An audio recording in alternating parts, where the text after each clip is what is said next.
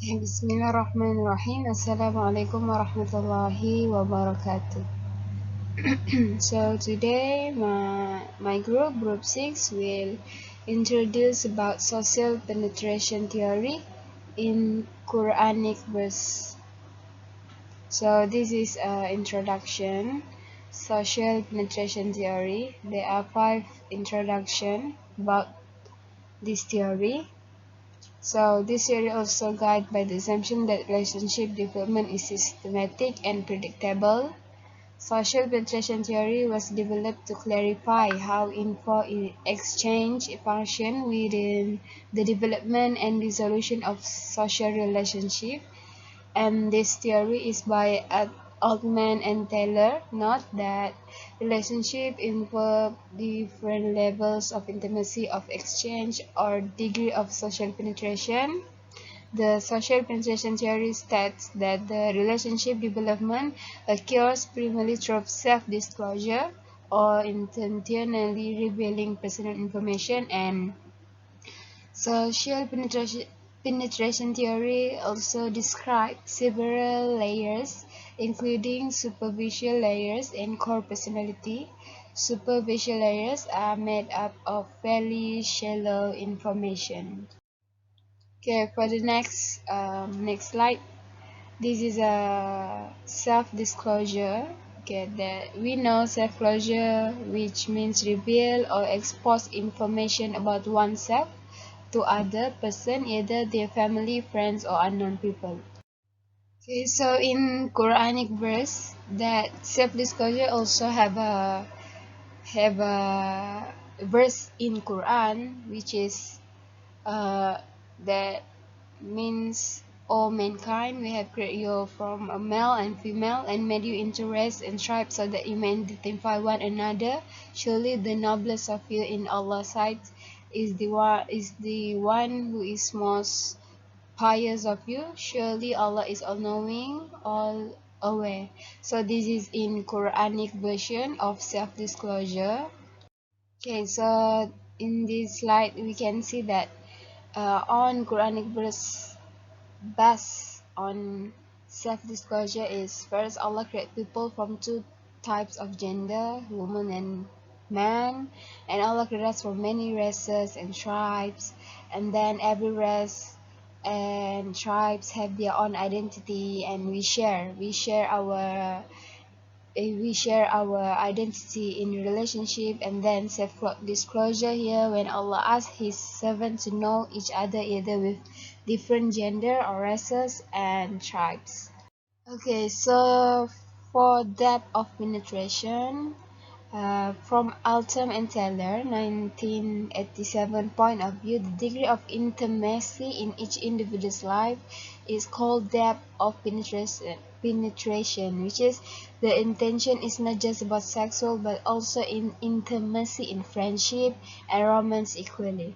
Okay, so for depth of penetration based on Quranic verses, we move to next page. Okay, just see in Quranic verses that the woman has disclosed about her problem with his husband to Rasulullah, as she trusts the Prophet Al-Amin to ask for solution. Later on, Allah gave the Prophet answer as the solution for the woman. That woman asked Rasulullah SAW about his husband, and then from the story we can see that we could disclose our turf or problems to people whom we can trust to enlighten our burden that will make us even more stressed. Just disclose with who that have a problem with us, so it can help us to make the relationship more better. Also, as a Muslim, we are encouraged to tell our problems to the Almighty first, as He knows everything and have the power to help us settle the problem. Okay, so we move to relational dialectic theory in Quranic verse. For the next.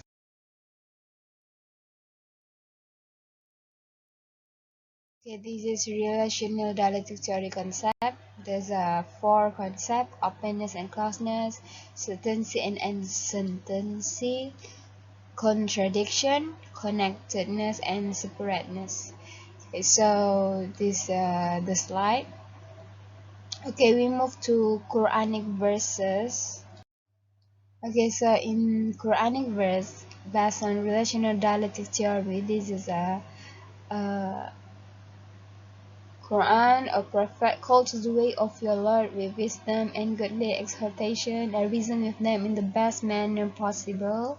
Surely your Lord knows best who has strayed away from his path, and he also knows well those who are guided to the right way.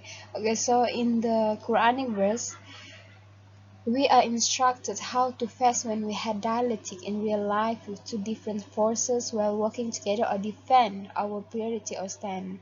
And this instruction is critical for those who are involved in the spread of Islam. In the da'wah, they should always keep two things in mind: wisdom and excellent objection.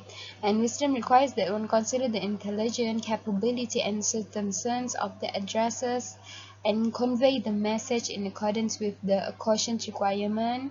Furthermore, instead of applying the same method to every person or group, one should first diagnose the true disease of the receiver and then cure it by appealing to this disturbed and intellect in a way that is better, means acquiring a sweet tongue, noble character, and giving rational and captivating argument while avoiding polemic, argumentation, and controversy, so that the the the da'wah can spread more and better.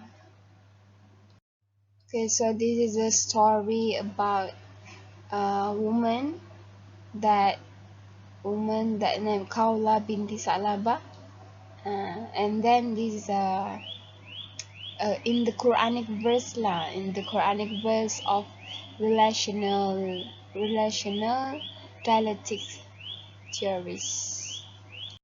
So there are four stages to this process in this penetration.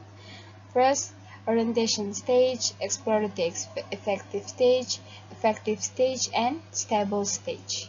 In this, first in the orientation, and then explore, and then we have an effect, and we get stable on the end. In the end. So the conclusion is, we can say that social penetration theory has practical application in real life situation, because in the Quran there's a story about Rasulullah SAW and the past, and we can explain behavior resulting from communication based on this theory. And it also can be argued that a relationship between theory and Quran can grow as a result of association information between them. Okay, so that's all from our group 6, about social penetration theory. Thank you.